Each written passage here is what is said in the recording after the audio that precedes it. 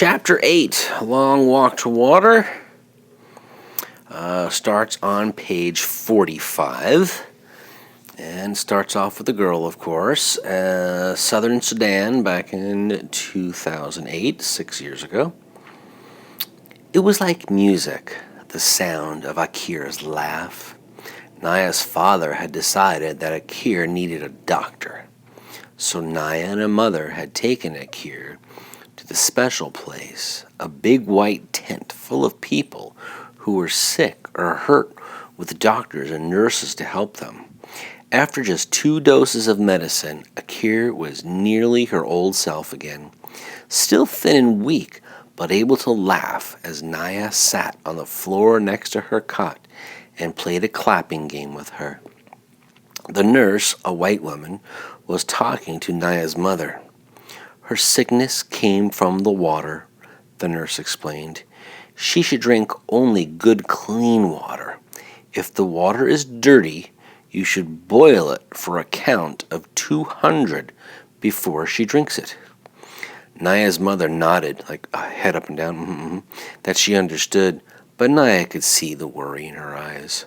The water from the holes in the lake bed could be collected only in tiny amounts. If her mother tried to boil such a small amount, the pot would be dry long before they could count to 200. Let's turn the page 46. It was a good thing, then, that they would soon be returning to the village. The water that Naya fetched or went and got from the pond in the plastic jug could be boiled before they drank it. But what about next year at camp? And the year after that? And even at home? Whenever Naya made the long, hot walk to the pond, she had to drink as soon as she got there. She would never be able to stop Akira from doing the same. All right, now we're switching to the same region, Southern Sudan, but way back in 1985, almost 30 years ago. The lake's surface was calm, and once the boats pulled away from the shore, there was not much to see, just water and more water. They paddled for hours.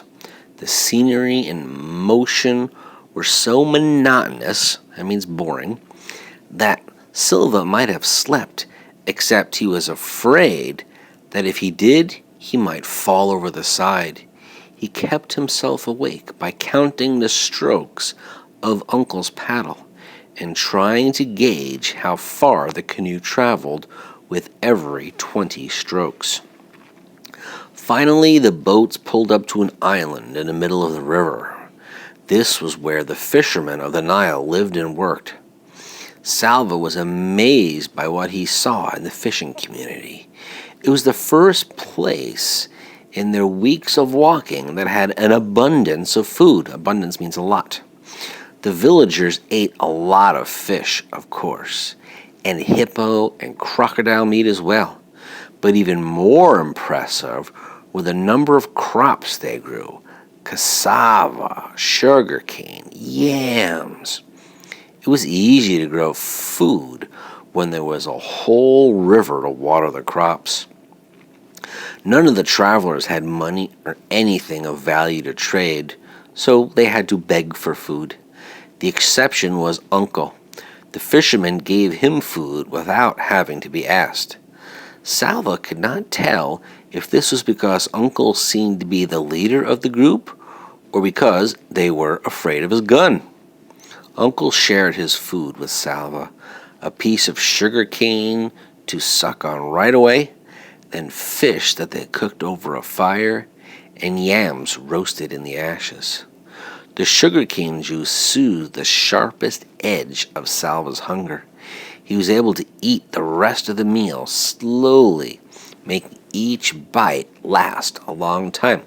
Let's turn the page to 48. At home, Salva had never been hungry. His family owned many cattle. They were among the better-off families in the village of Lone Arik.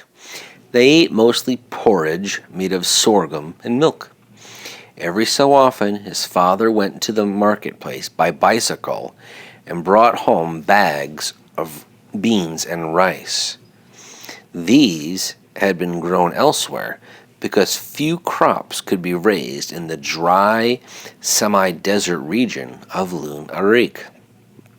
As a special treat, his father sometimes bought mangoes. A bag of mangoes was awkward to carry, especially when the bicycle was already loaded with other goods. So he wedged the mangoes in the spokes of his bicycle wheels. When Salvo ran to greet him, he could see the green-skinned mangoes spinning gaily in a blur as his father pedaled. Salvo would take a mango from the spokes almost before his father had dismounted. Dismounted means got off the bike. His mother would peel it for him, its juicy insides the same color as her headscarf. She would slice the flesh away from the big flat seed. Salvo loved the sweet slices, but his favorite part was the seed. There was always plenty of fruit that clung stubbornly to the seed. He would nibble and suck at it to get every last shred, making it last for hours.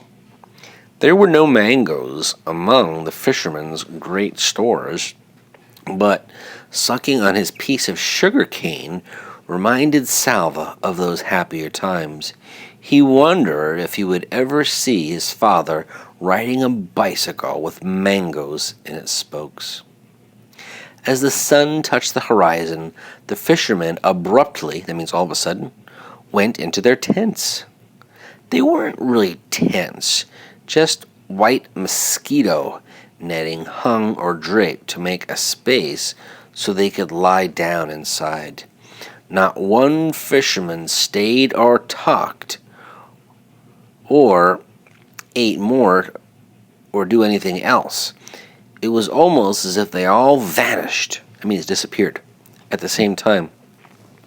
Only a few minutes later, mosquitoes rose up from the water, from the reeds, from everywhere.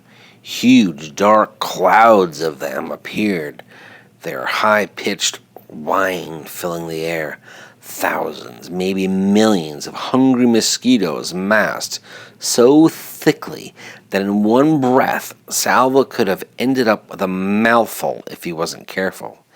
And even if he was, they were everywhere, in his eyes, nose, ears, on every part of his body. The fishermen stayed in their nets the whole night long. They had even dug channels from inside the nets to just beyond, so they could urinate without having to leave their little tents.